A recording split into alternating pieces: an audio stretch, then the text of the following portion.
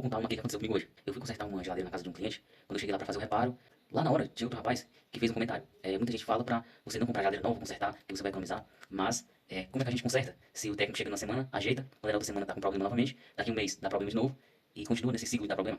Bom, é muito interessante você fazer uma análise, uma pré-análise, porque na maioria das vezes a culpa não é nem do técnico. Por quê? Porque os engenheiros projetaram geladeiras, máquinas, não só eletrodomésticos, mas também carros, motos, tudo está projetado para dar problema.